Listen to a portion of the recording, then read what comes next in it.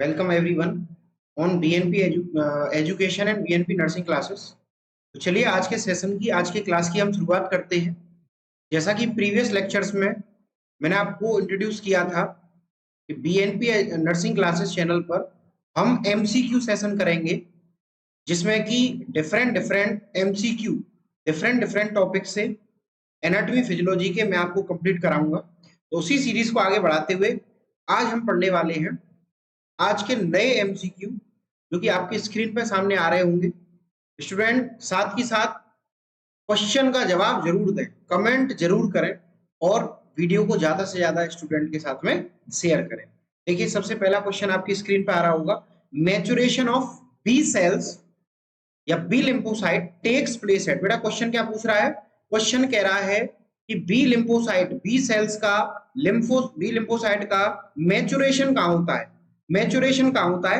Option A दे रखा है blood में। देखिए, ब्लड क्या है बेटा? ब्लड एक फ्लूइड कनेक्टिव टिश्यू, याद रखिए, लिख लीजिए। ब्लड क्या है? फ्लूइड कनेक्टिव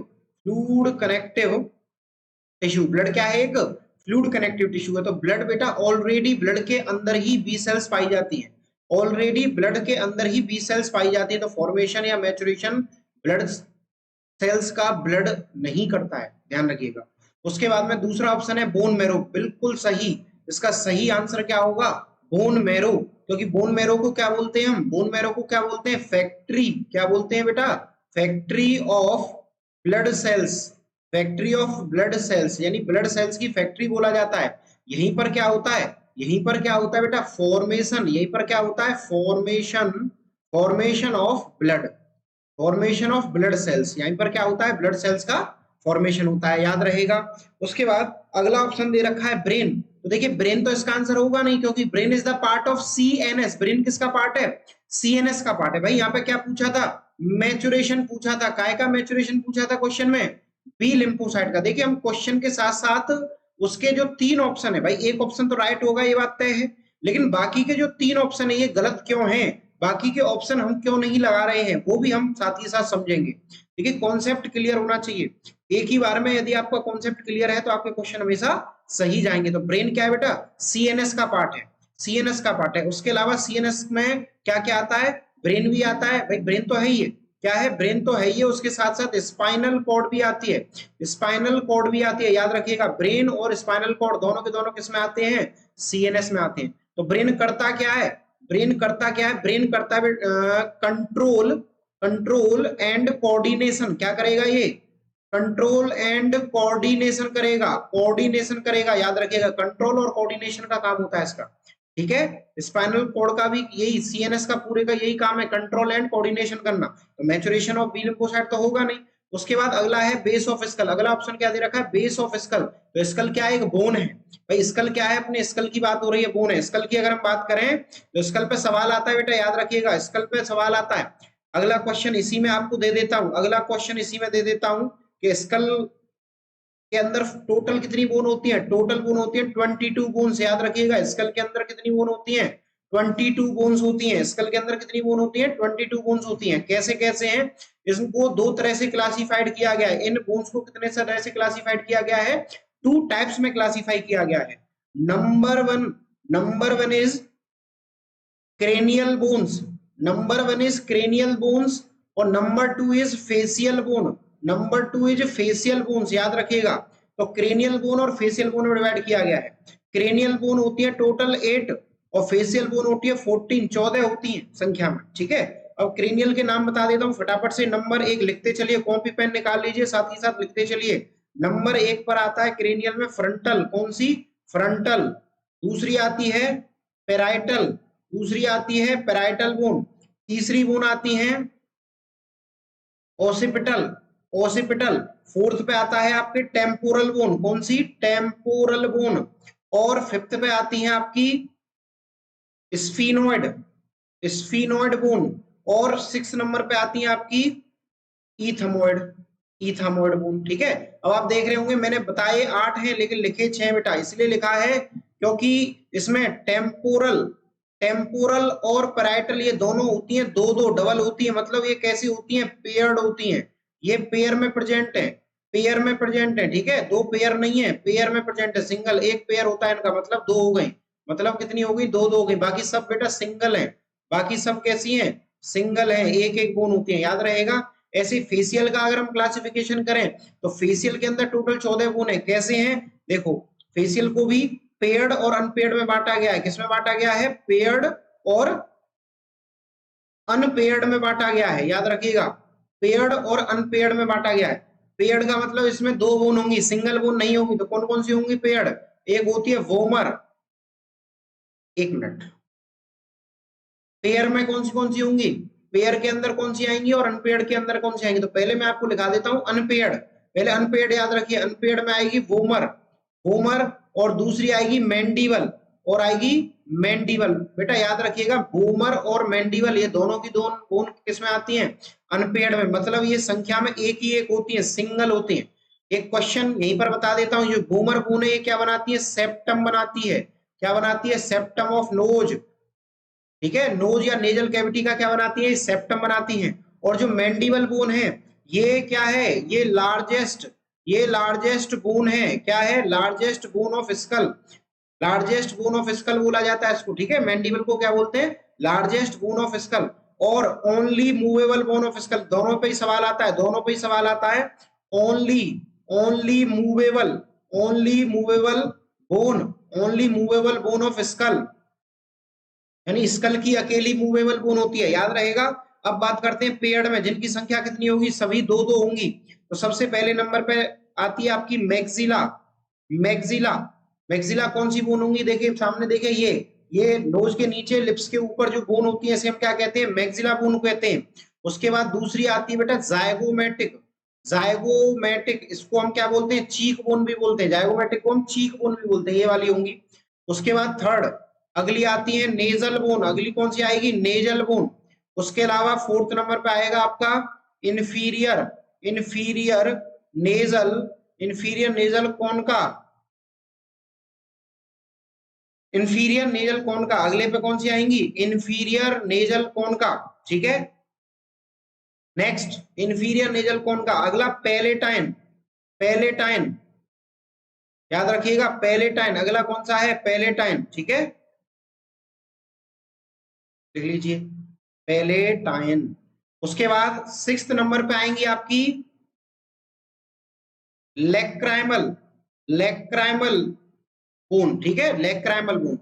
ये हो गई टोटल आपकी कितनी, 6, तो 6 इंटू 2 इक्वल टू 12, और 2 ये हो गई बेटा, तो टोटल कितनी होगी, 14 बोन हो गई, याद हो गया। ये हमने क्या बताया आपको, स्कल के बारे में बताया, इसमें से सवाल आना निश्चित होता है भाई, इसमें से कोई ना कोई एक सवाल बेटा आपको क्वेश्चन जरूर मिलेगा, एक क्वेश्चन आपको जरूर मिलेगा, याद रहेगा। चलिए आगे बढ़ते हैं, इस क्वेश्चन का जवाब मिल गया, इसका मैचुरेशन ब्लड सेल्स का कौन कर रहा है, ब्लड सेल्स का मैचुरेशन कौन कर रहा है, बोन मैरो। तो बेटा थोड़ा सा मैं आपको बताना चाहूंगा मैचुरेशन ऑफ ब्लड सेल के बारे में, जब बात आई गई है तो इसको पढ़ ही लेते हैं। देखिए मैचुरेशन कौन करता है, मैचुरेशन कौन करता है, मैचुरेशन कौन करेगा ब्लड सेल्स का, मैचुरेशन करेगा बोन मैरो, कौन करेगा, बोन मैरो, ठीक है, बोन मैरो करेगा। और बोन मैरो के अंदर बड़ी स्पेशल सेल होती हैं, बहुत ही स्पेशल सेल हैं, स्पेशल सेल्स हैं, जिनको हम क्या बोलते हैं, जिनको बोलते हैं हीमोपोएटिक स्टेम सेल, क्या बोलते हैं, हीमोपोएटिक,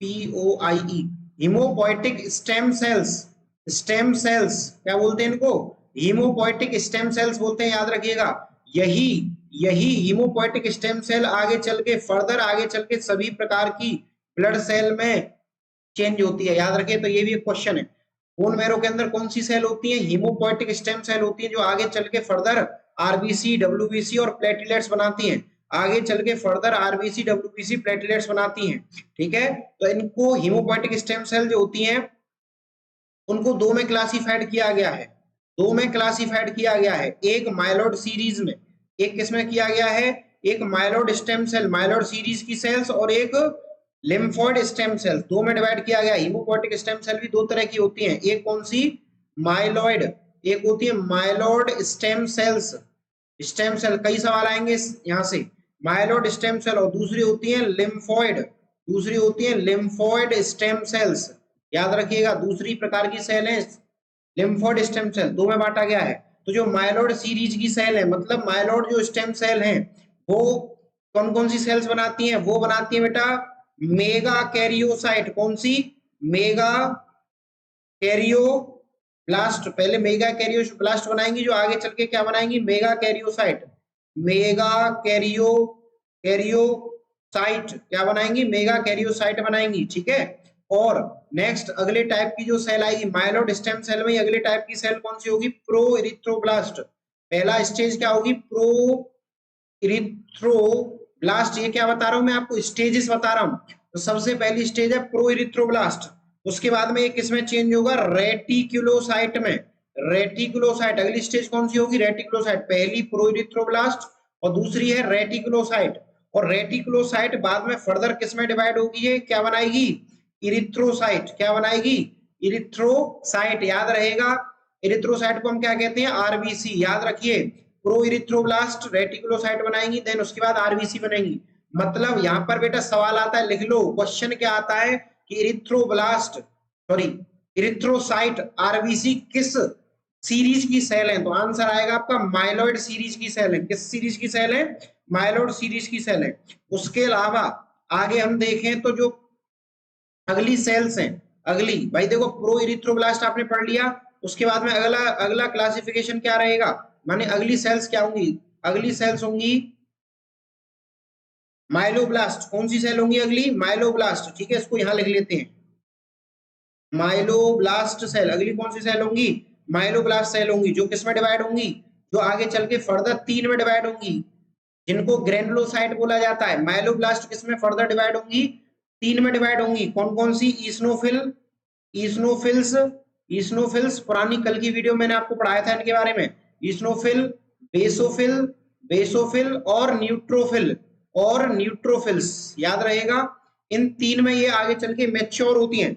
इन तीनों में आगे चल के मैच्योर होती हैं। उसके बाद में अगला क्लासिफिकेशन, मतलब माइलॉइड सीरीज की अगला अगला स्टेप रहेगा बेटा आपका, अगली सेल्स कौन सी रहेंगी? अगली स्टेम सेल होंगी मोनो, अगली मोनोब्लास्ट। अगली सेल कौन सी होंगी? मोनोब्लास्ट। अगली सेल्स कौन सी होंगी? मोनोब्लास्ट होंगी। ये जो मोनोब्लास्ट सेल होती हैं, ये जो मोनोब्लास्ट सेल होती है, ये मोनोसाइट बनाती है। क्या बनाती है? मोनोसाइट। याद रखिएगा, मोनोब्लास्ट सेल आगे चल के क्या बनाती है? मोनोसाइट, ठीक है। ये यहाँ पे मैंने इधर से फिर कहाँ लगा दिया क्लासिफिकेशन? यहाँ कर दिया है। उसके बाद में लिम्फोइड स्टेम सेल की बात करें तो लिम्फोइड स्टेम सेल लिम्फोब्लास्ट आगे चल के किसमें बदलती है? लिम्फोब्लास्ट में, लिम्फोब्लास्ट में चेंज होंगी। और लिम्फोब्लास्ट क्या क्या बनाएंगी? लिम्फोब्लास्ट टी लिम्फोसाइट और बी लिम्फोसाइट। क्या क्या बनाएंगी? लिम्फोब्लास्ट सेल ही क्या बनाती है? टी सेल्स, टी सेल्स और बी सेल्स, टी सेल्स और बी सेल्स, जिनको हम टी लिम्फोसाइट और बी लिम्फोसाइट के नाम से भी जानते हैं। क्लियर हो गया? Haemopoietic stem cell special cells होती हैं जिनसे जिनसे फर्दर सभी ब्लड सेल्स बनती हैं। क्लियर हो गया? कोशिश मैं समझता हूँ आपको ये प्रोसेस समझ में आ गई होगी, कैसे बोन मैरो के अंदर सेल्स बनती हैं। क्वेश्चन में भी यही पूछा था, बी सेल्स का मैचुरेशन या बी लिम्फोसाइट का मैचुरेशन कहाँ होता है? तो बोन मैरो में होता है। किसके द्वारा होता है? लिम्फोइड स्टेम सेल्स के द्वारा होता है। किसके द्वारा होता है? अगर क्वेश्चन पूछ ले किसके द्वारा होता है, तो लिम्फोइड स्टेम सेल्स के द्वारा होता है, ठीक है। और लिम्फोब्लास्ट फर्दर लिम्फोब्लास्ट में चेंज होंगी और टी और बी लिम्फोसाइट दोनों बनती है। टी और बी लिम्फोसाइट दोनों फॉर्म होती हैं। याद रहेगा, ठीक है। चलिए आगे बढ़ते हैं। अच्छा, कल भी मैंने आपको बताया था कि टी लिम्फोसाइट को हम क्या कहते हैं? टी लिम्फोसाइट हमें क्या देंगी या टी सेल क्या देंगी? सेल सेल मीडिएटेड इम्यूनिटी देंगी। क्या देंगी? सेल मीडिएटेड इम्यूनिटी देंगी। और बी लिम्फोसाइट हमें क्या देंगी? ह्यूमोरल ह्यूमोरल इम्यूनिटी देंगी, ठीक है। याद रखिएगा। चलिए आगे बढ़ते हैं नेक्स्ट क्वेश्चन की तरफ। बोर तो नहीं हो रहे बेटा? चलिए आगे बढ़ते हैं नेक्स्ट क्वेश्चन की तरफ। कमेंट जरूर करते रहिए, आंसर्स कमेंट जरूर करते रहिए। Memory cells are formed from, memory cells are formed from पूछा है। मेमोरी सेल्स कहां से बनती हैं? किस सेल से मेमोरी सेल बनती है? तो सबसे पहले तो बेटा ये याद रखो मेमोरी सेल होती क्या है। तो मेमोरी सेल टी मेमोरी से है भाई। मेमोरी सेल कौन सी होती है? T memory cell. T memory cell की बात हो रही है यहाँ पर। किस सेल की बात हो रही है? टी मेमोरी सेल की बात हो रही है। तो देखो न्यूट्रोफिल, न्यूट्रोफिल क्या है? न्यूट्रोफिल क्या है? न्यूट्रोफिल एक ग्रेन्युलोसाइट है। क्या है? ग्रेन्युलोसाइट, ग्रेन्युलोसाइट है, इसलिए इसका उत्तर ये नहीं होगा।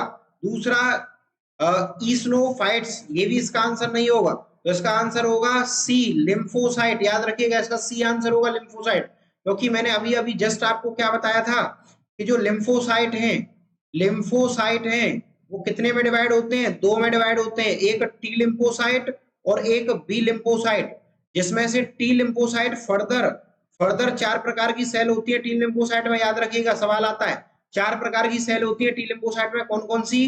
T helper, T helper, T memory, T memory, T cytotoxic, cytotoxic और टी सप्रेसर।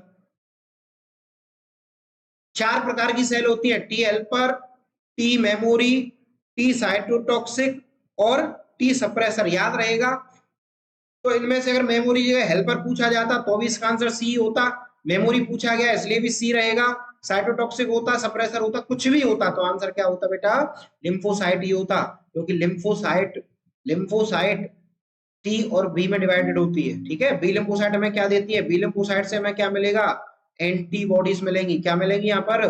एंटीबॉडीज, एंटीबॉडीज क्या मिलेंगी? एंटीबॉडीज। याद रहेगा। चलिए आगे बढ़े, क्वेश्चन को समझ में आ गया। चलिए next, the most abundant plasma protein is, question पूछा है मोस्ट अबंडेंट, सबसे अत्यधिक मात्रा में, अबंडेंट मीन सबसे ज्यादा, सबसे ज्यादा प्लाज्मा प्रोटीन, प्लाज्मा में सबसे ज्यादा प्रोटीन कौन सी पाई जाती है? सबसे मोस्ट अबंडेंट प्लाज्मा प्रोटीन का नाम पूछा है बेटा। कमेंट में आंसर करिए, क्वेश्चन पढ़िए, ऑप्शन पढ़िए, कमेंट्स में आंसर करिए अगर आता है तो। ऑप्शन ए दे रखा है एल्ब्यूमिन, ऑप्शन बी दे रखा है फिब्रिनोजन, ऑप्शन सी दे रखा है जिलेटिन और ऑप्शन डी दे रखा है ग्लोबुलिन। ऑप्शन डी दे रखा है ग्लोबुलिन। ठीक है, तो बताइए इसका आंसर क्या होगा? ऑप्शन ए है एल्ब्यूमिन। ठीक है, देखिए एल्ब्यूमिन, फिब्रिनोजन और ग्लोबुलिन तीनों की तीनों क्या हैं? तीनों की तीनों ब्लड प्लाज्मा प्रोटीन है। तीनों की तीनों क्या है? ये ब्लड प्लाज्मा प्रोटीन्स। याद रखिएगा, तीनों की तीनों क्या है? ये ब्लड प्लाज्मा प्रोटीन है, मतलब ब्लड के अंदर पाई जाने वाली प्लाज्मा प्रोटीन। भाई हमने क्या पढ़ा प्रीवियस, हम क्या पढ़ेंगे या आगे आपको फर्दर में कभी ब्लड के बारे में डिटेल बताऊंगा तब बताऊंगा। अभी फिलहाल के लिए ये समझ लीजिए, ब्लड दो चीजों से मिलकर बना हुआ है, सेल्स, सेल्स और प्लाज्मा से, सेल्स और प्लाज्मा से। सेल होती है बेटा 45%, 45% और 55% होता है ब्लड के अंदर प्लाज्मा। प्लाज्मा होता है लिक्विड पार्ट, प्लाज्मा क्या होता है? लिक्विड पार्ट, याद रखिएगा। ठीक है, और सेल्स बताई थी आपको, आरबीसी, डब्ल्यूबीसी और प्लेटिलेट तीन होती हैं। प्लेटिलेट्स, आरबीसी, डब्ल्यूबीसी और प्लेटिलेट तीन प्रकार की सेल्स होती हैं। और प्लाज्मा होता है इसका लिक्विड पार्ट, लिक्विड पार्ट जिसके अंदर सभी इसेंशियल प्रोडक्ट्स पाए जाते हैं। याद रखना, जिसमें प्लाज्मा प्रोटीन भी होती हैं। क्या होती हैं? प्लाज्मा प्रोटीन्स, प्लाज्मा प्रोटीन्स भी होती हैं। कौन कौन सी? एक होती है एल्ब्यूमिन, एल्ब्यूमिन, दूसरे नंबर पे आती है ग्लोबुलिन, ग्लोबुलिन और तीसरी प्रोटीन है फिब्रिनोजन। तीसरी कौन सी है? फिब्रिनोजन। तो तीन प्रकार की प्लाज्मा प्रोटीन्स होती है, याद रखिएगा। ठीक है, तो इसमें क्वेश्चन क्या कह रहा है? मोस्ट अबंडेंट, क्वेश्चन पूछा है मोस्ट अबंडेंट, तो इसलिए इसका आंसर होगा डी। याद रखना, ग्लोबुलिन प्रोटीन मोस्ट अबंडेंट होती है, मोस्ट अबंडेंट प्रोटीन है। ग्लोबुलिन प्रोटीन क्या है? मोस्ट अबंडेंट प्रोटीन है, सबसे ज्यादा ये पाई जाती है। ठीक है, एल्ब्यूमिन का रोल बता देता हूं। एल्ब्यूमिन क्या करती है? एल्ब्यूमिन का काम होता है विस्कोसिटी को मेंटेन करना, विस्कोसिटी को मेंटेन करना, ऑस्मोलैरिटी को मेंटेन करना। ग्लोबुलिन का काम क्या है? हमें इम्यूनिटी देना, इम्यूनिटी में रोल होता है इसका। इम्यूनिटी में, कहा इम्यूनिटी में रोल है इसका, इम्यूनिटी में रोल है। और फिब्रिनोजन का क्या रोल है? क्लॉटिंग में।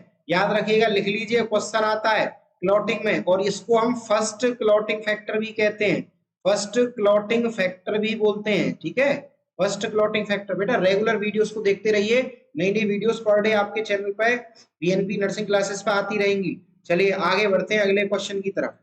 बिल्डिंग ब्लॉक ऑफ प्रोटीन, अगला क्वेश्चन क्या कह रहा है? प्रोटीन्स के लिए बिल्डिंग ब्लॉक कौन है, मतलब प्रोटीन को बनाने वाला कौन है? Option A glucose, option B lipids, अगला फैटी एसिड्स और डी ऑप्शन क्या है? Amino acids. बताइए अगर इसका आंसर पता हो। ठीक है।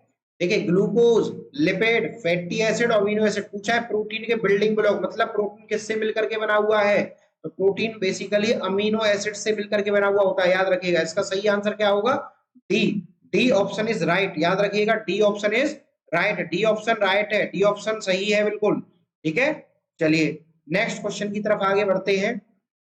उससे पहले बीएनपी एजुकेशन सेंटर जो कि जनकपुरी मौली रोड पर है, जो कि कहाँ है, जनकपुरी मौली रोड पर है, मथुरा के अंदर। बीएनपी एजुकेशन सेंटर आपको नर्सिंग से रिलेटेड कॉम्पिटिटिव एग्जाम्स में और नर्सिंग से related GNM, BSc nursing, OT technician, D pharma, B pharma जो स्टूडेंट कर रहे हैं उनके लिए सभी कोचिंग क्लासेस, चाहे वो कोर्स कर रहे हैं, फर्स्ट ईयर में हो, सेकेंड ईयर में हो, थर्ड ईयर में हो, या कोर्स कर चुके हैं उनके लिए गवर्नमेंट की तैयारी हो, इन सभी के लिए बीएनपी एजुकेशन चैनल आपके लिए और BNP education centre offline centre आपके लिए हमेशा दरवाजे उसके खुले हुए बेटा।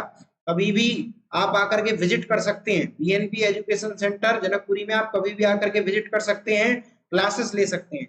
यहाँ हम कॉम्पिटिटिव क्लासेस के साथ साथ जो बच्चे बीएससी नर्सिंग, जीएनएम, एएनएम, उसके अलावा फार्मेसी का कोई कोर्स कर रहे हैं उनके लिए ट्यूशन क्लासेस की भी सुविधा अवेलेबल है। ठीक है, तो हम यहाँ पर NORCET, all CHO, UPNRHM, ESIC, railway, इन सभी कॉम्पिटिटिव एग्जाम की तैयारी कराते हैं ऑफलाइन बैचेस में। और बीएनपी नर्सिंग क्लासेस चैनल पर आपको ऑनलाइन क्लासेस मिल रही हैं इन्हीं सभी कॉम्पिटिटिव एग्जाम्स के लिए। ठीक है, और सबसे इंपॉर्टेंट हमारे यहाँ पर ओएमआर सीट पर वीकली टेस्ट होगा, लेटेस्ट नोट्स फैकल्टी के थ्रू आपको प्रोवाइड कराए जाते हैं और नेक्स्ट डे डिस्कशन होता है। डिस्कशन बहुत जरूरी है, आप जब पेपर में कोई भी गलती करेंगे, आपके क्वेश्चन सॉल्व नहीं होंगे तो उसको अगले दिन टीचर सॉल्व करवाएगा और आपकी गलतियों को सुधरवाएगा, जिससे आप बेटर एग्जाम में परफॉर्म कर सकें। ठीक है, तो आपको इससे भी ज्यादा अगर फर्दर आपको इंक्वायरी करनी है या अपना रजिस्ट्रेशन कराना है बीएनपी एजुकेशन सेंटर में, तो 8279361956 और 8445475505 इस इन दोनों कॉन्टेक्ट पर आप व्हाट्सएप या कॉल कर सकती है। ठीक है, चलिए आगे बढ़ते हैं। अगला क्वेश्चन क्या कह रहा है, cisternae is the part of cellular organ, पूछ रहा है किस पार्ट का, इनमें से किस सेलुलर ऑर्गन का सिस्टर्नी पार्ट होता है। देखो पहले ये समझ लो सिस्टर्नी क्या होता है। सिस्टर्नी क्या है, एक फ्लैट मेम्ब्रेन बाउंड ट्यूब होती है। क्या ये सिस्टर्नी का मतलब क्या हो गया, ए लिख लीजिए, ए फ्लैट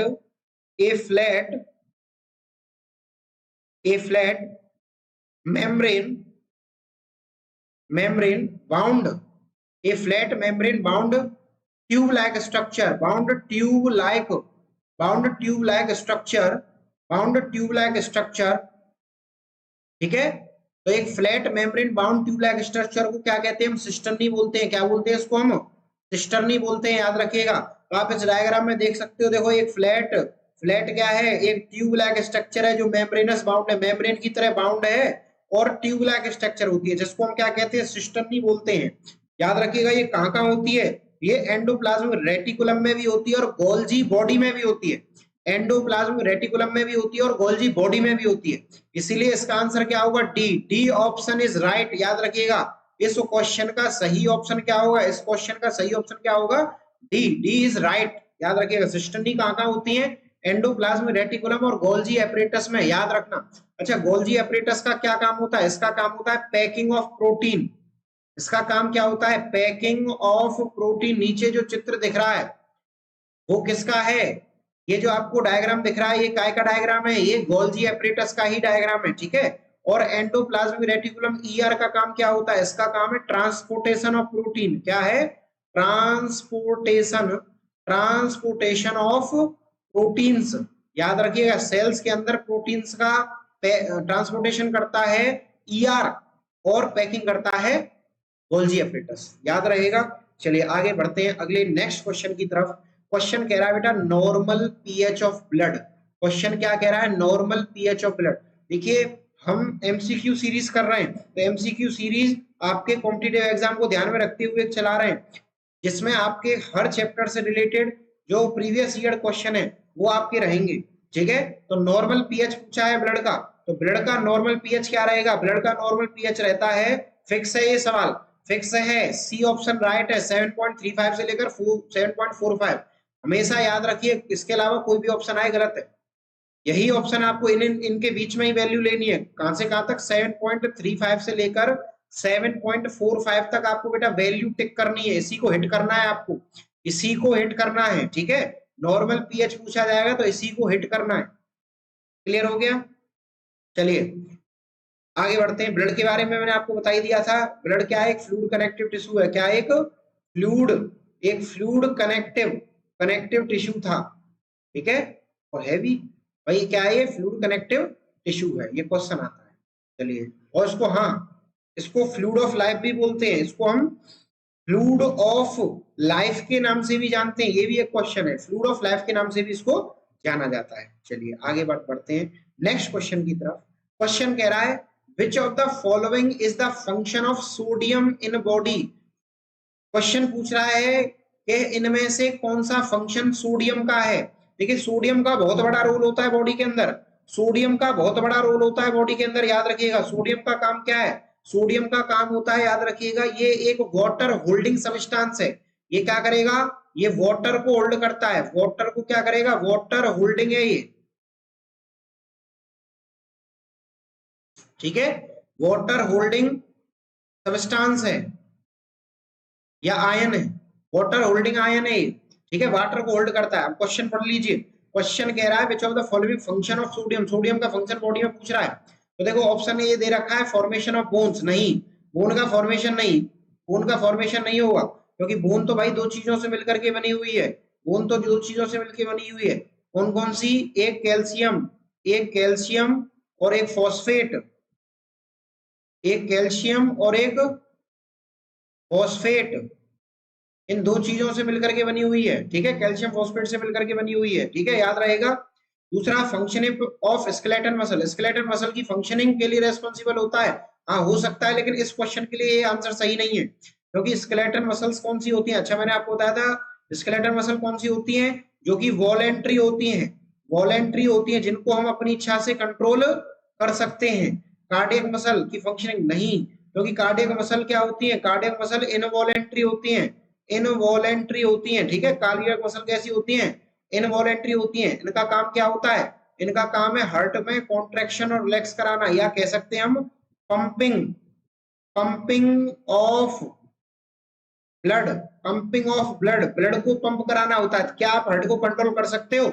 नहीं कर सकते, इसीलिए कार्डियक मसल इनवॉलेंट्री है और इनका काम है पंपिंग ऑफ ब्लड का, याद रहेगा। उसके बाद अगला, मेंटेनेंस ऑफ सीरम ऑस्मोलैरिटी। बिल्कुल सही, इसका सही आंसर क्या होगा? डी ऑप्शन सही होगा। ये क्या करता है? ऑस्मोलैरिटी को मेंटेन करेगा। मैंने क्या बताया था? वाटर होल्डिंग सब्सटेंस है। तो जब ये वाटर को होल्ड करेगा, पानी को जब ये होल्ड करेगा, तो सीधा सीधा किसको मेंटेन कर रहा है? विस्कोसिटी को, ऑस्मोलैरिटी को मेंटेन कर रहा है। समझ गए?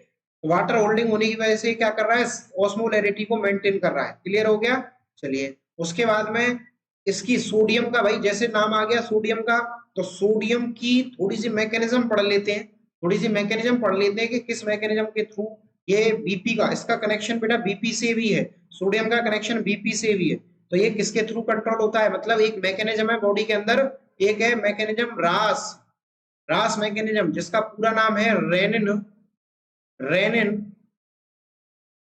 Aldosterone angiotensin system. एक मैकेनिज्म है, एक सिस्टम है, रेनिन एल्डोस्टेरोन एंजियोटेंसिन मैकेनिज्म, ठीक है जी। रास, तो रास के बारे में थोड़ा सा जान लेते हैं। रेनिन एंजियोटेंसिन सिस्टम कब एक्टिवेट होता है बॉडी में, और ये क्या करता है? मेनली ये बीपी को मेंटेन करेगा। क्या करेगा? बीपी मेंटेनेंस करता है, बीपी मेंटेनेंस करता है। इंपोर्टेंट है भैया, सवाल आता है इसमें से, कॉपी पेन निकाल लो, फटाफट से लिख लीजिए, ठीक है। तो सबसे पहले क्या होगा? कंडीशन बॉडी में क्या डेवलप हुई? बीपी डिक्रीज हुआ। कंडीशन क्या डेवलप हुई? व्हेन बीपी इज डिक्रीज, किसी भी पर्सन का बीपी क्या हो गया? डिक्रीज हो गया। नॉर्मल बीपी कितना होता है? 120/80 mm ऑफ Hg। कितना होता है normal BP? 120/80 mm of Hg होता है। तो जब भी बीपी डिक्रीज होगा, जैसे ही बीपी डिक्रीज होगा तो क्या होगा? बीपी के डिक्रीज होने से एक बॉडी में एंजाइम है एंजियोटेंसिनोजिन, ठीक है, जो एंजियोटेंसिनोजिन है, एंजियोटेंसिनोजिन है, उसको एक्टिवेट करा जाएगा। इसको एक्टिवेट कौन करेगा? इसको एक्टिवेट करेगा रेनिन। कौन करेगा? रेनिन। कैसे करेगा? तो देखो, जैसे ही बीपी डिक्रीज होता है तो बीपी के डिक्रीज होने की वजह से क्या होता है, जेजीए सेल एक्टिवेट होती है, जेजीए सेल एक्टिवेट होती है, JGA cell juxta glomerular cell बोलते हैं। जक्स्टा ग्लोमेरुलर एपरेटस है जो कि कहां पे पाया जाता है? किडनी के अंदर पाया जाता है, नेफ्रॉन के अंदर पाया जाता है।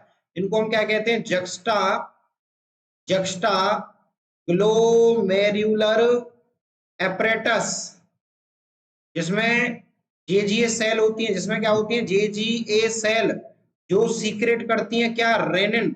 जो सीक्रेट करती है रेनिन, जो एंजियोटेंसिन को, सॉरी एंजियोटेंसिनोजिन को, जहां भी ओजिन बढ़ा जाए इसका मतलब होता है इनएक्टिवेट फॉर्म, तो एंजियोटेंसिनोजिन को किसमें कन्वर्ट कर देती है? ये करती है एंजियो, ये कन्वर्ट करती है एंजियोटेंसिन फर्स्ट में, एंजियोटेंसिन फर्स्ट में किसमें कन्वर्ट करती है? ये एंजियोटेंसिनोजिन को एंजियोटेंसिन फर्स्ट में कन्वर्ट कर देता है रेनिन। याद रखिएगा क्या बताया, जब भी बीपी डिक्रीज होगा तो उस स्थिति में जेजीए सेल एक्टिवेट हो जाएंगी। एक्टिवेट क्यों हो रही हैं? इसका भी कारण है, एक्टिवेट होने का कारण है हाइपोक्सिया। क्या है? Hypoxia of kidney, of kidney cells. भाई एकदम से क्या हुआ? बीपी डिक्रीज हुआ तो जितना ब्लड चाहिए किडनी को उतना नहीं मिलेगा, तो हाइपोक्सिया हो जाएगा, मतलब किडनी के टिश्यूज में ब्लड की वजह से, ऑक्सीजन की, ब्लड की कमी की वजह से ऑक्सीजन की कमी होने लगेगी, जिसकी वजह से जेजीएसएल फटाफट से एक्टिवेट होकर के रेनिन निकालती हैं, और रेनिन एंजियोटेंसिनोजिन को किसमें कन्वर्ट कर देता है? एंजियोटेंसिन फर्स्ट में। अब क्या होगा? जैसे ही एंजियोटेंसिन फर्स्ट कन्वर्ट हो गया, फट से क्या होगा?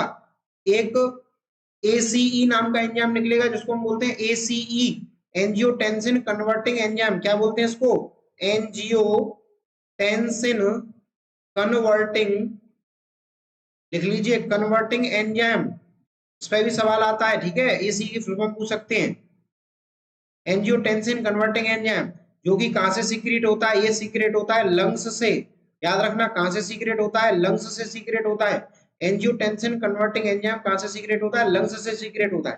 तो जैसे ही एंजियोटेंसिन फर्स्ट रेनिन ने कन्वर्ट किया तो एसीई निकला। एसीई क्या करेगा? एंजियोटेंसिन फर्स्ट को एंजियोटेंसिन, एंजियोटेंसिन सेकंड में चेंज कर देगा। किसमें चेंज कर देगा? एंजियोटेंसिन सेकंड में चेंज कर देगा। और जैसे ही एंजियोटेंसिन सेकंड होगा तो ये क्या करेगा?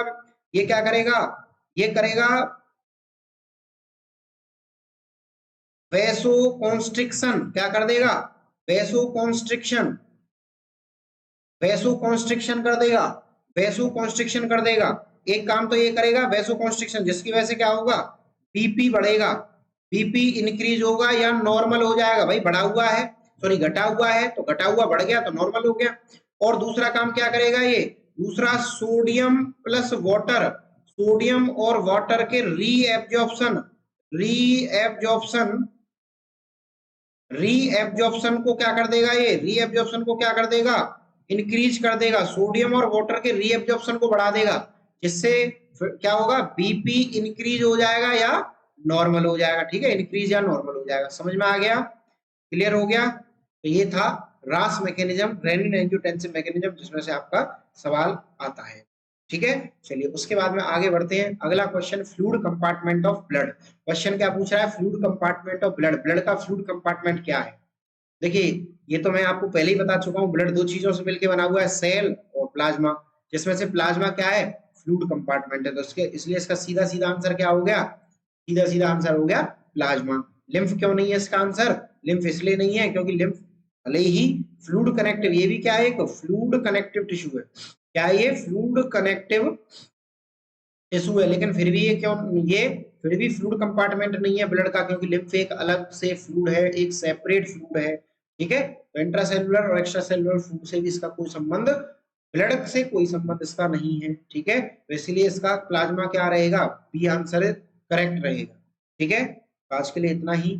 Thank you very much. अगर आपको ये लेक्चर अच्छा लगा हो तो इसे लाइक करें, ज्यादा से ज्यादा स्टूडेंट्स के साथ में शेयर करें, और बीएनबी नर्सिंग क्लासेस को सब्सक्राइब करें, अपना प्यार दें, ज्यादा से ज्यादा और जल्दी से जल्दी सब्सक्राइबर्स को गेन करें, जिससे हमें भी मोटिवेशन आए और आगे हम लाइव क्लास चला करके आपको और फर्दर इंपॉर्टेंट टॉपिक्स पर स्टडी करा सकें। Thank you very much.